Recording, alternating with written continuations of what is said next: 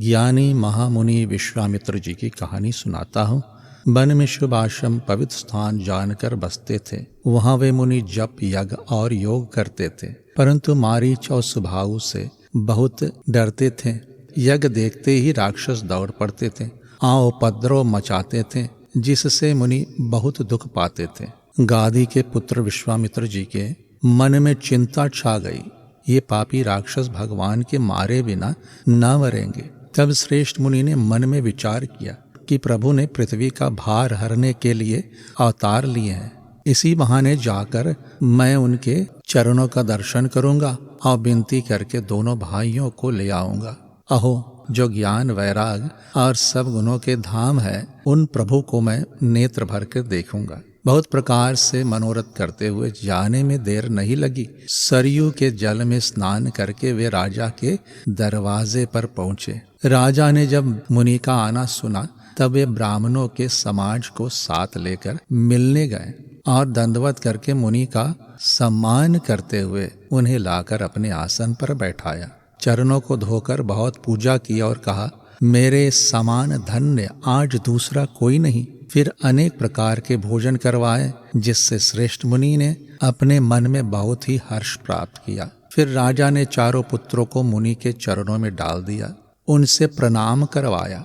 श्री रामचंद्र जी को देखकर मुनि अपनी देह की सुधि भूल गए। वे श्री राम जी के मुख की शोभा देखते ही ऐसे मगन हो गए, मानो चकोर पूर्ण चंद्रमा को देखकर लुभा गया हो। तब राजा ने मन में हर्षित होकर यह वचन कहे, हे मुनि, इस प्रकार कृपा तो आपने कभी नहीं की। आज किस कारण से आपका शुभ आगमन हुआ है, कहिए, मैं उसे पूरा करने में देर नहीं लगाऊंगा। मुनि ने कहा, हे राजन, राक्षसों के समूह मुझे बहुत सताते हैं, इसलिए मैं तुमसे कुछ मांगने आया हूँ। छोटे भाई सहित श्री रघुनाथ जी को मुझे दे दीजिए। राक्षसों के मारे जाने पर मैं सनात यानी कि सुरक्षित हो जाऊंगा।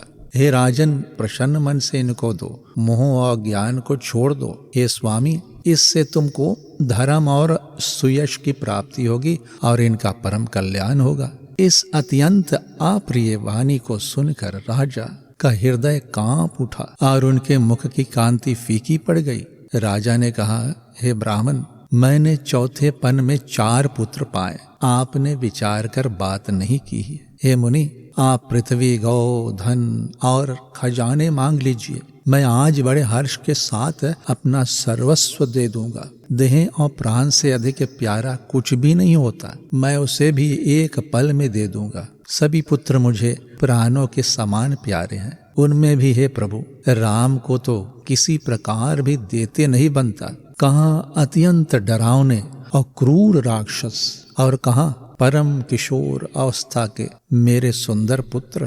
प्रेम रस से सनी हुई राजा की वाणी सुनकर ज्ञानी मुनि विश्वामित्र ने हृदय में बड़ा हर्ष माना। तब वशिष्ठ जी ने राजा को बहुत प्रकार से समझाया, जिससे राजा का संदेह नाश को प्राप्त हो गया। राजा ने बड़े ही आदर से दोनों पुत्रों को बुलाया और हृदय से लगाकर बहुत प्रकार से उन्हें शिक्षा दी और फिर कहा कि हे नाथ, ये दोनों पुत्र मेरे प्राण हैं। हे मुनि, अब आप ही इनके पिता हैं, दूसरा कोई नहीं। राजा ने बहुत प्रकार से आशीर्वाद देकर पुत्रों को ऋषि के हवाले कर दिया। फिर प्रभु माता के महल में गए और उनके चरणों में सिर नवाकर चले। पुरुषों में सिंह रूप दोनों भाई राम और लक्ष्मण मुनि का भय हरने के लिए प्रसन्न होकर चले। वे कृपा के समुद्र, धीर बुद्धि और संपूर्ण विश्व के कारण के भी कारण है। भगवान के लाल नेत्र, चौड़े छाती और विशाल भुजाएं हैं।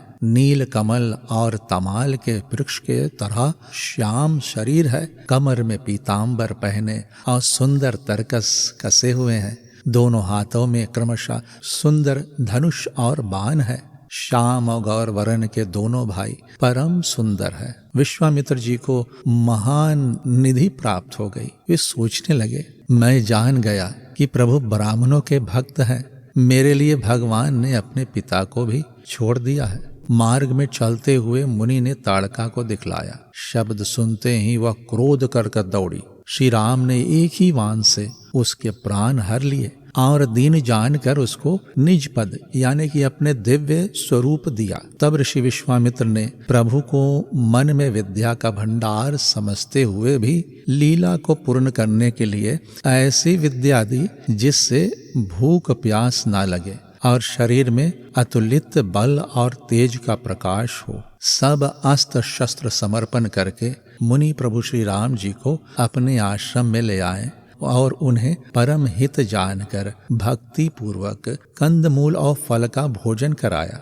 सवेरे श्री रघुनाथ जी ने मुनि से कहा, आप जाकर निडर होकर यज्ञ करिए। यह सुनकर सब मुनि हवन करने लगे। अब श्री राम जी यज्ञ की रखवाली पर रहे। यह समाचार सुनकर मुनियों का शत्रु क्रोधी राक्षस मारीच अपने सहायकों को लेकर दौड़ा। श्री राम जी ने बिना फल वाला बाण उसको मारा, जिससे वह 100 योजन के विस्तार वाले समुद्र के पार जाकर गिरा। फिर सुबाहु को अग्नि बाण मारा। इधर छोटे भाई लक्ष्मण ने राक्षसों की सेना का संहार कर डाला। इस प्रकार श्री राम जी ने राक्षसों को मारकर ब्राह्मणों को निर्भय कर दिया। तब सारे देवताओं मुनि स्तुति करने लगे। श्री रघुनाथ जी ने वहां कुछ दिन और रहकर ब्राह्मणों पर दया की। भक्ति के कारण ब्राह्मणों ने उन्हें पुराणों की बहुत सी कथा कही। यद्यपि प्रभु सब जानते थे। तदंतर मुनि ने आदर पूर्वक समझाकर कहा, हे प्रभु, चलकर एक चरित्र देखिए। रघुकुल के स्वामी श्री रघुनाथ जी धनुष यज्ञ की बात सुनकर मुनि श्रेष्ठ विश्वामित्र जी के साथ प्रसन्न होकर चले। जय श्री राम।